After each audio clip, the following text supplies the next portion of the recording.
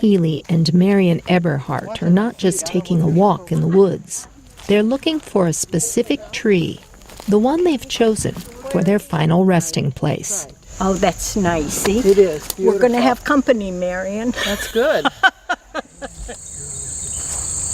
This is an eco-eternity forest, one of 4 in the United States.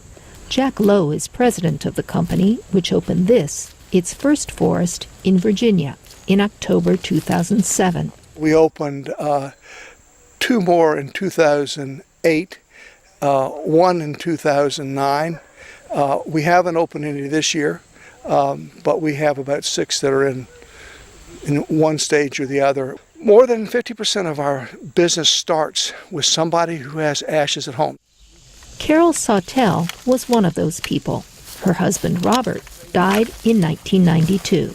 I had his ashes in my bedroom on the dresser in a nice, lovely urn. I was going to keep them until I passed on and then have them thrown over the Cascade Mountains all together. But I never could get anybody that would volunteer to toss my ashes out of an airplane. So I forgot that. So instead, I am going to have my ashes buried here too.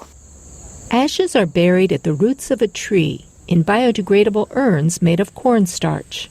The small plaques commemorating loved ones are placed on the back of the trees. From the wide trail, this looks like any forest preserve. It's nature, it's beautiful. And we're in a biodegradable urn that will dissolve and feed the trees. I just like the whole idea of it. There are 300 trees in the forest that are designated living memorials. All are numbered and can be located on a map at the entrance to the forest. Families or groups of friends have reserved some of them. Some trees are community trees, where individual space can be reserved. Trees with green bands around them are still available.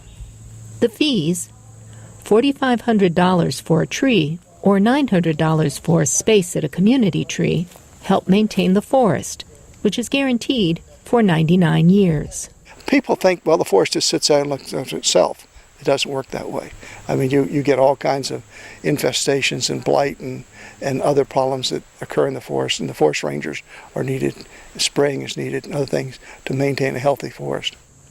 The land, about 1 hectare, is part of Camp High Road, a summer camp owned by the Methodist Church. Reverend Rick Dawson is the executive director. Camps are always financially hurting a little bit for money. And so what some camps do is harvest their trees and cut them down and sell the wood. Well, obviously, once you cut a tree down, it takes another 30, 40, 50 years for that to grow back up again. This way, we're protecting nature, we're saving the trees, and still creating an income for the camp. So kind of a win-win for everybody. He enjoys his role as caretaker of this place. When people come out here, they don't feel like they're in a cemetery. They come out here to visit, to be with loved ones, but to be with God and to be with nature. Something most people wouldn't think of doing in a more traditional cemetery. Susan Logue, VOA News, Middleburg, Virginia.